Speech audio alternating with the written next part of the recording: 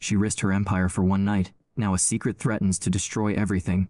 Sophia Nakamura's entire career was built on a lie, and as she woke up naked in the arms of a stranger, she knew her carefully constructed world was about to shatter.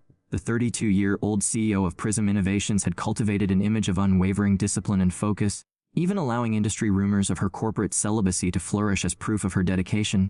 But now she lay vulnerable beside Ethan Reyes, a single father whose warm embrace felt terrifyingly right. If word of this night reached her board of directors before Monday's critical merger vote, she would lose not just her reputation, but the company she'd sacrificed everything to build. "Who are you really, Sophia?" Ethan had whispered last night as they connected in ways she'd never experienced.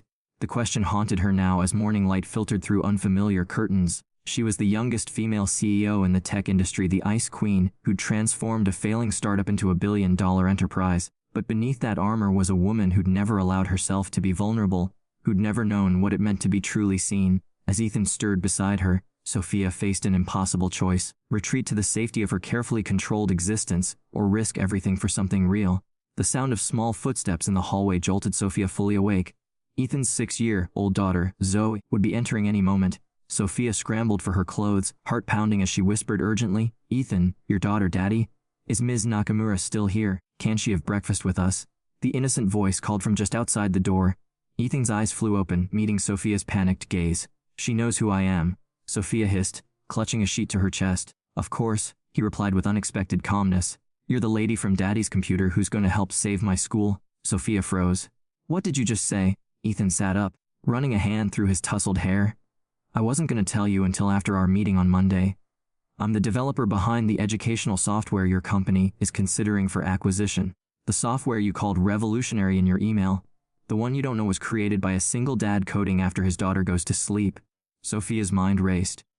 The mysterious developer she'd been trying to meet for weeks was the same man who had just awakened something in her she never knew existed.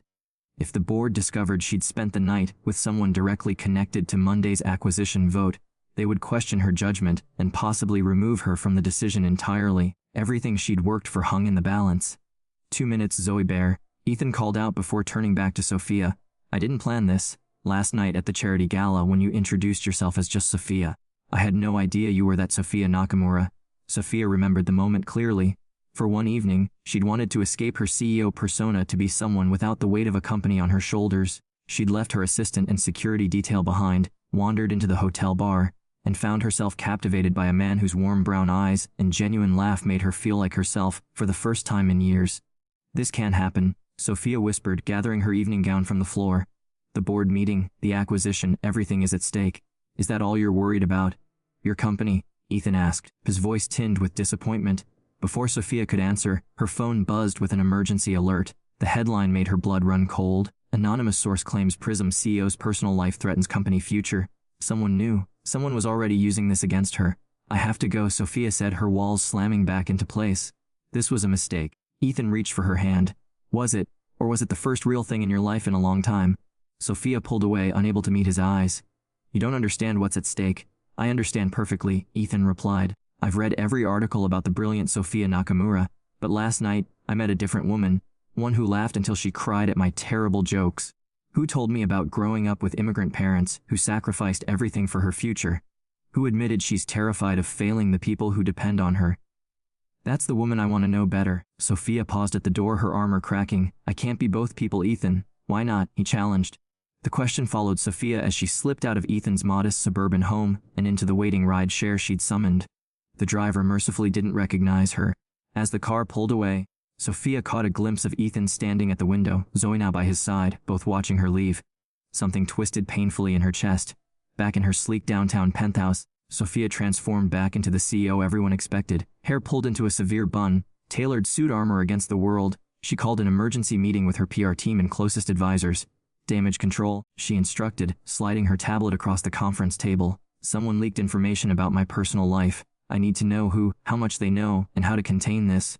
Her chief of staff, Diane, a woman who had been with Sophia since the company's early days, studied the headline with a frown. "This is vague. They don't have details yet, just innuendo." Yet, Sophia emphasized, "I need this handled before the board meeting on Monday." As her team dispersed to manage the crisis, Sophia remained alone in the conference room, staring out at the city skyline. For the first time in her career, she questioned everything. Had the sacrifice been worth it? The years of 18-hour days, the relationship she'd never allowed herself to pursue, the family she'd put on indefinite hold. Her phone buzzed with a text from an unknown number. Zoe wanted me to tell you she saved you a pancake. It's shaped like a star. Her words, not mine. Ethan, despite herself, Sophia smiled, then immediately frowned. This was exactly the kind of distraction she couldn't afford right now. By Sunday evening, her team had traced the leak to Jeremy Winters, assistant to board member Richard Keller. Jeremy had been at the same hotel for a different event and had spotted Sophia leaving with Ethan. Richard Keller, Sophia knew, had been angling to replace her with his own protege for months. We've contained it for now, Diane reported. Jeremy has been reminded about his non-disclosure agreement. But Keller will still use this against you if he can. Sophia nodded, her decision crystallizing. Then I'll remove the weapon from his hands. Monday morning arrived with a knot of tension in Sophia's stomach that no amount of meditation could dispel. As she prepared for the board meeting, another text arrived from Ethan. Whatever you decide today, know that last night wasn't a mistake, not to me. Sophia stared at the message, her finger hovering over the delete button. Instead, she found herself typing. I need to focus on the board meeting right now, but afterward we should talk. The boardroom fell silent as Sophia entered. 12 pairs of eyes followed her to the head of the table, searching for any sign of weakness. Richard Keller's smug expression told her he still believed he had the upper hand. Before we discuss the acquisition proposal, Sophia began, her voice steady. I'd like to address the rumors some of you may have heard regarding my personal life. A ripple of uncomfortable shifting spread around the table. This was not how board meetings typically began. Yes, I met with Ethan Reyes, the developer behind the educational software we're considering for acquisition. Yes, our meeting extended beyond professional boundaries. If anyone believes this compromises my ability to make an objective decision regarding this acquisition, I will recuse myself from the vote. Richard Keller leaned forward, barely concealing his triumph. Ms. Nakamura, while we appreciate your candor, perhaps it would be best if, however, Sophia continued, cutting him off. Before you decide, I'd like you to see exactly what this acquisition offers Prism Innovations. She nodded to her assistant, who dimmed the lights. On the large screen behind her appeared a demonstration of Ethan's software, not the sanitized corporate version, but actual footage of Zoe and her classmates using the program, their faces lighting up with understanding as complex concepts became accessible through Ethan's innovative approach. This software was developed by a father who saw his daughter struggling in an educational system that wasn't designed for how children actually learn. Sophia explained he created something revolutionary, not because he was chasing profit, but because he cared deeply about solving a real problem. She turned to face the board directly. Isn't that what Prism was founded to do? To solve real problems with innovative technology. Somewhere along the way, we become so focused on quarterly profits and market share that we've lost sight of our purpose. The room remained silent as Sophia continued. I've spent the past 5 years making this company financially successful. Now I want to make it meaningful again. This acquisition isn't just strategically sound, it represents who we should be as a company. For the next hour, Sophia presented the detailed business case for the acquisition, answering questions with the sharp precision she was known for. By the time the vote was called, even Richard Keller couldn't find a substantive objection. The acquisition passed unanimously. As the board members filed out, Keller lingered. Clever move, Nakamura. But the board won't forget that you've allowed personal feelings to enter your decision-making. Sophia met his gaze steadily. No, Richard, they won't. They'll remember that I was transparent about a potential conflict and still made the right decision for the company. That's called integrity. After the meeting, Sophia found herself sitting in her car outside Ethan's house, gathering courage. Before she could knock, the door swung open. Zoe stood there beaming. You came back? Daddy said you might not, but I told him you would because you promised to see my science project. Sophia blinked in confusion. I did? Well, not really. Ethan appeared behind his daughter, a sheepish smile on his face. But she's been talking about showing it to you since Saturday. Can I see it now? Sophia asked, kneeling to Zoe's level. The little girl grabbed her hand, pulling her inside with surprising strength. It's about the solar system. Daddy helped with the spinning part, but I did all the planets myself. For the next hour, Sophia found herself fully immersed in Zoe's world, examining carefully painted styrofoam planets, listening to facts about Jupiter's moons, and helping to adjust the motorized orbit mechanism that Ethan had rigged up. It was the longest she'd gone without checking her phone in years. When Zoe finally went to play in her room, Sophia and Ethan sat at the kitchen table, an awkward silence between them.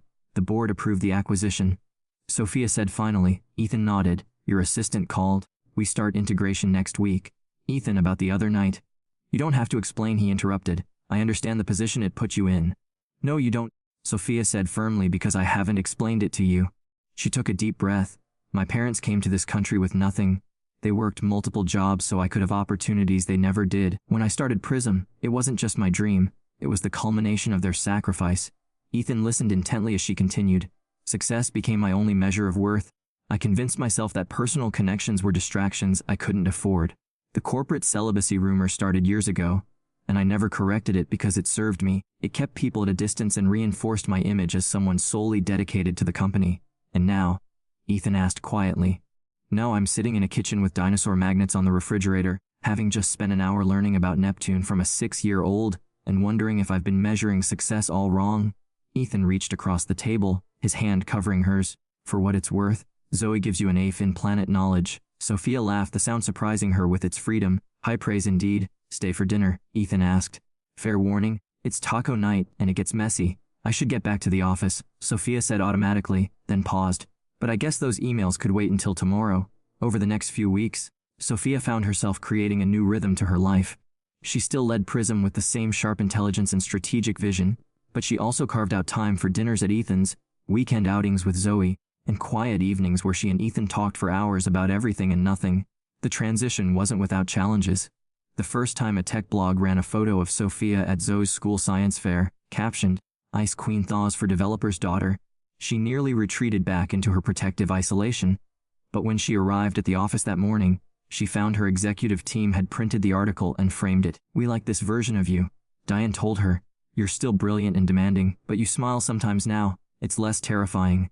3 months after that fateful morning, Sophia sat in her office reviewing quarterly results when her assistant announced an unexpected visitor. Zoe burst in, followed by an apologetic Ethan. Sorry, he said. School let out early and she insisted on seeing where you work. Your office is bigger than our whole house. Zoe exclaimed, spinning in circles to take it all in. It's just a room, Sophia said, suddenly seeing the stark minimalism through Zoe's eyes. It could use some color, don't you think? Within an hour, Sophia's pristine desk featured a hand-drawn picture of what Zoe described as you and Daddy and me at the beach with a dolphin held in place by a paper. That evening, after Zoe had gone to bed, Sophia and Ethan sat on his porch swing, the night air cool around them.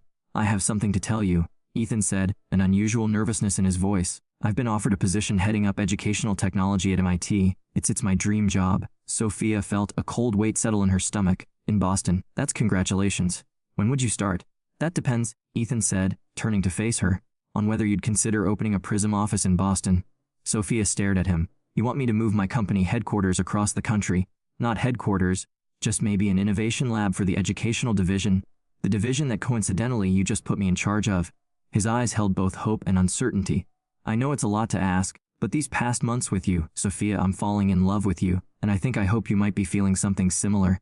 Sophia looked away overwhelmed. Ethan, I can't just. I'm not asking for an answer tonight, he said quickly. I know you need to think about it. Look at the business case, make spreadsheets, whatever you need to do. I'm just asking you to consider that maybe, just maybe, your life could expand to include more than just Prism. 6 months later, Sophia stood on stage at Prism's annual conference, introducing the educational platform that was transforming schools across the country. Ethan stood in the wings, Zoe beside him, both beaming with pride. People ask me what changed at Prism, Sophia told the audience. They want to know how we shifted from just another tech company to one that's making a real difference. The truth is, I changed. I learned that true leadership isn't about isolation. It's about connection. It isn't about perfection. It's about authenticity. As she spoke, Sophia caught Ethan's eye. The man who had seen through her armor from the first moment continued to challenge her, support her, and love her for who she truly was, not the image she projected. Our greatest innovations come when we bring our whole selves to our work, Sophia continued. When we aren't afraid to be vulnerable, to admit what we don't know, to let others in. After the applause died down and the crowd dispersed, Sophia joined Ethan and Zoe. That was quite a speech, Ethan said, wrapping an arm around her waist. I meant every word, Sophia replied. Though I left out the part about how it all started with me waking up naked in your arms. Ethan laughed, probably wise. Some stories are just for us. Sophia looked at the small family that had somehow become hers. The man who had taught her that vulnerability was strength. The child who had shown her that love wasn't a distraction but a foundation. Her company was thriving not despite her opening her heart, but because of it. By choosing honesty and love, she proved success grows stronger when you let people in,